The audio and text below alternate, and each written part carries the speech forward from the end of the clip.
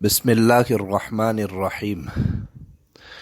عن ابن عباس رضی اللہ تعالی عنہما قال ما رأيت النبي صلی اللہ علیہ وسلم يتحرى صيام يوم فضله على غيره إلا هذا اليوم يوم عاشوراء وهذا الشهر يعني شهر رمضان۔ بخاری شریف کی یہ روایت ہے، حضرت عبداللہ ابن عباس رضی اللہ تعالیٰ عنہما سے روایت منقول ہے کہ میں نے نہیں دیکھا کہ نبی کریم صلی اللہ علیہ وسلم کسی خاص دن روزے کا اہتمام فرماتے ہوں اور اس کو کسی دوسرے دن پر فضیلت دیتے ہوں سوائے اس 10 محرم کے دن کے اور اس مہینے یعنی رمضان المبارک کے مہینے کے۔ نبی کریم صلی اللہ علیہ وسلم کے طرز عمل سے حضرت ابن عباس رضی اللہ تعالیٰ عنہما نے یہی سمجھا کہ آپ جس قدر نفلی روزوں میں عاشورہ یعنی 10 محرم کے دن کے روزے کا اہتمام فرماتے تھے، اتنا رمضان کے بعد کسی دوسرے نفلی روزے کا نہیں فرماتے تھے۔ اس حدیث سے 10 محرم کے روزے کی فضیلت بالکل ظاہر اور واضح ہے۔ حضرت ابو قتادہ انصاری رضی اللہ تعالیٰ عنہ کی ایک لمبی حدیث میں نبی کریم صلی اللہ علیہ وسلم نے عاشوراء کے دن کے روزے کی فضیلت بیان کرتے ہوئے فرمایا وَصِيَامُ يَوْمِ عَاشُورَاءَ أَحْتَسِبُ عَلَى اللَّهِ ان یکفر السنۃ التی قبلہ، اور میں اللہ سے امید رکھتا ہوں کہ عاشوراء یعنی 10 محرم کا روزہ گزشتہ 1 سال کے صغیرہ گناہوں کا کفارہ ہو جاتا ہے۔ یوم عاشوراء یعنی 10 محرم زمانہ جاہلیت میں قریش مکہ کے نزدیک بڑا محترم دن تھا۔ اسی دن خانہ کعبہ پر نیا غلاف ڈالا جاتا تھا اور قریش اس دن روزہ رکھتے تھے۔ قیاس یہ ہے کہ حضرت ابراہیم علیہ السلام کی کچھ روایات اس کے بارے میں ان تک پہنچی ہوگی۔ رسول اللہ صلی اللہ علیہ وسلم کا دستور تھا کہ قریش ملت ابراہیمی کی نسبت سے جو اچھے کام کرتے تھے ان کاموں میں آپ ان سے اتفاق فرماتے تھے، اسی بنا پر حج میں بھی شرکت فرماتے تھے۔ اپنے اس اصول کی بنا پر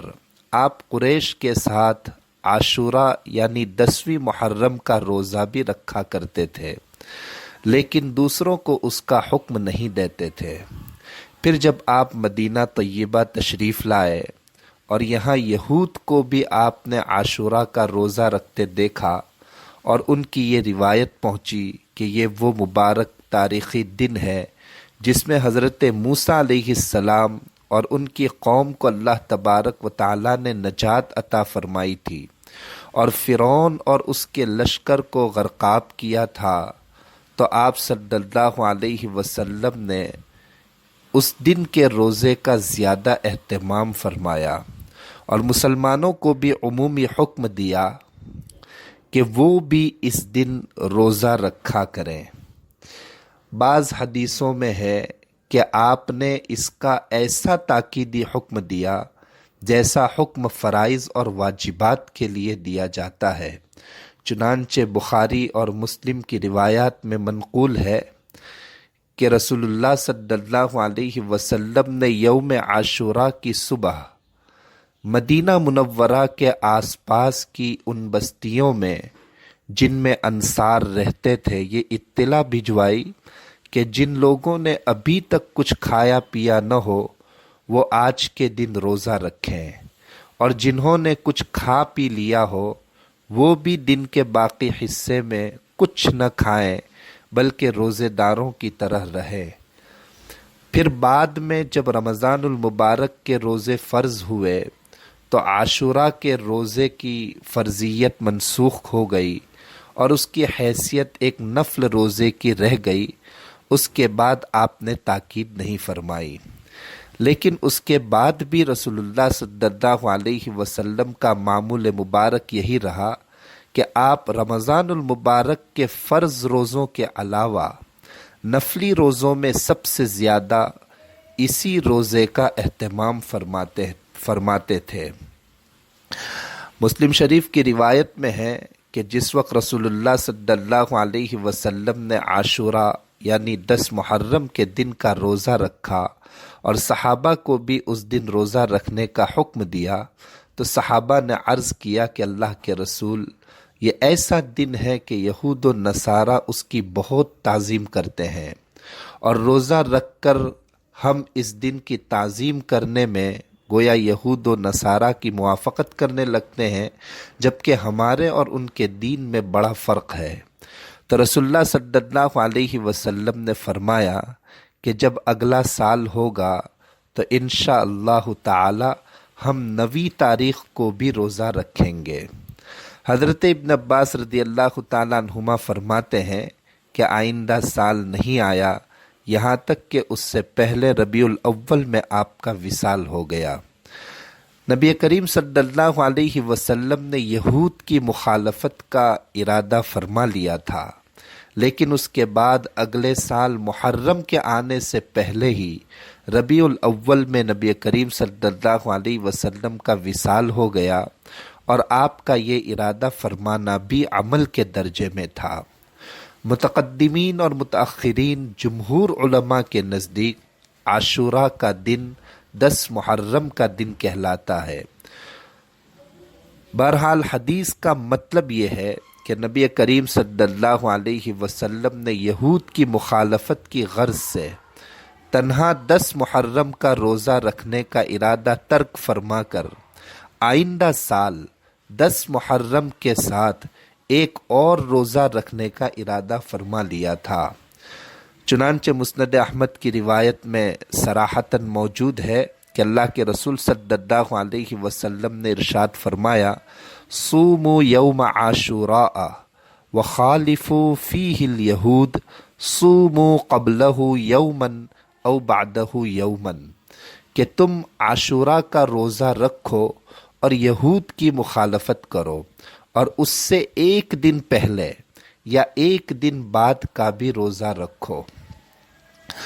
بہتر اور مستحب یہ ہے کہ 10 محرم کے ساتھ ایک دن پہلے یعنی 9 تاریخ کا ایک روزہ اور ملا لیا جائے،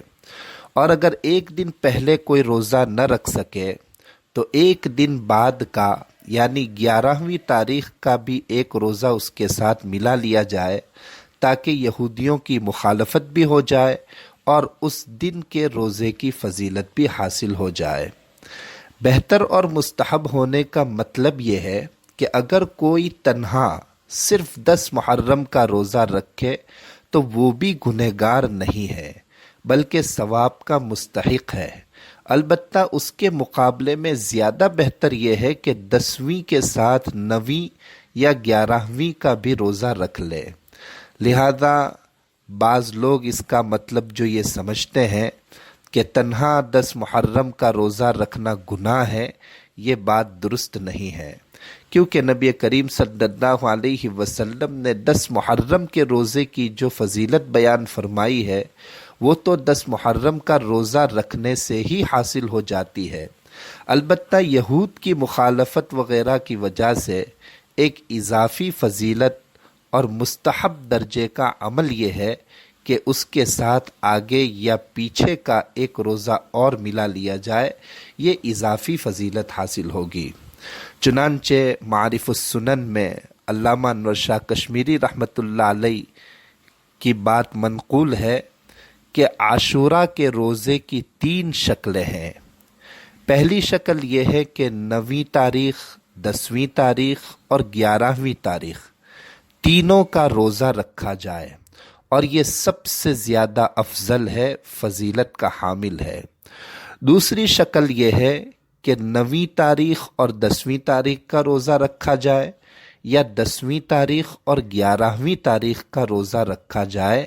یہ بھی بہتر شکل ہے، البتہ پہلی شکل سے اس کا درجہ کم ہے۔